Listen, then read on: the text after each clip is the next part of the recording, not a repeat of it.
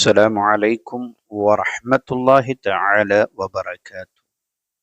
യാ ഹയ്യു യാ ഖയ്യൂം എന്ന മഹത്തായ അസ്മാ ഉൽ ഹുസ്നയെ കുറിച്ചാണ് ഇന്ന് നിങ്ങൾക്ക് പറഞ്ഞു തരുന്നത്.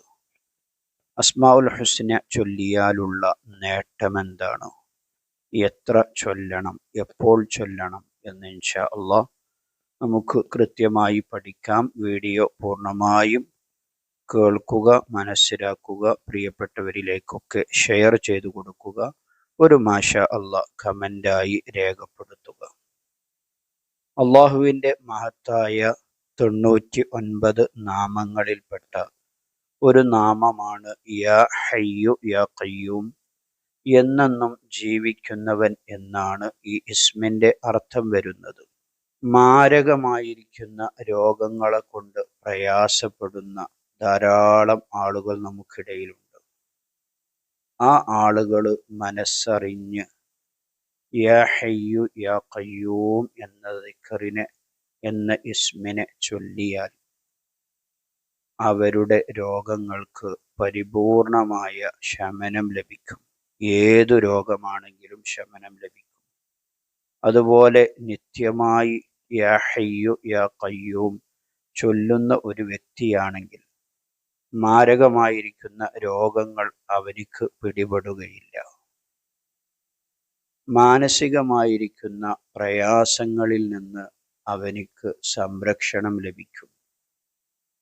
സാമ്പത്തികമായുള്ള ബുദ്ധിമുട്ടുകൾ കൊണ്ട് പ്രയാസപ്പെടുന്നവർ, ശാരീരികമായ ബുദ്ധിമുട്ടുകളെ കൊണ്ട് പ്രയാസപ്പെടുന്നവർ, കുടുംബപരമായ പ്രശ്നങ്ങളെ കൊണ്ട് പ്രയാസപ്പെടുന്നവർ, ഇങ്ങനെയുള്ള ഒരു പ്രയാസങ്ങളും അവനിക്ക് ഉണ്ടാവുകയില്ല.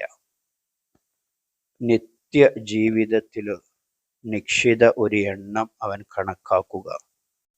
രോഗിയാണെങ്കിലും രോഗമില്ലാത്തവനാണെങ്കിലും ഒക്കെ ഒരു നിശ്ചിത എണ്ണം കണക്കാക്കിയിട്ട് സ്ഥിരമായി ആ എണ്ണം ചൊല്ലാൻ വേണ്ടി അവൻ ശ്രദ്ധിക്കുക.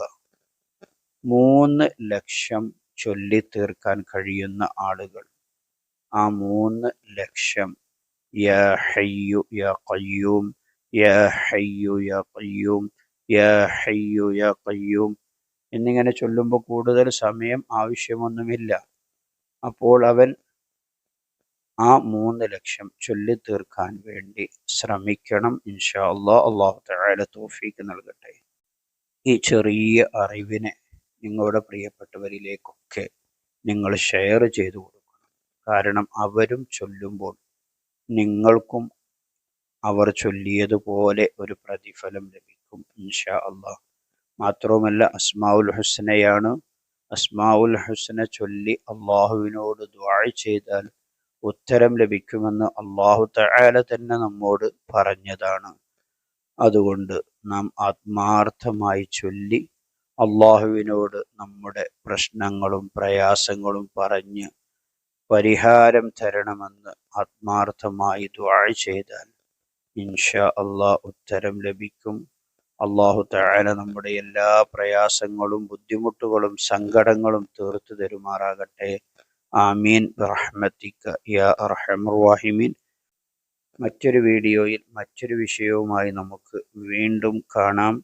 സ്നേഹത്തോടെ അസ്സലാമു അലൈക്കും വറഹ്മത്തുള്ളാഹി.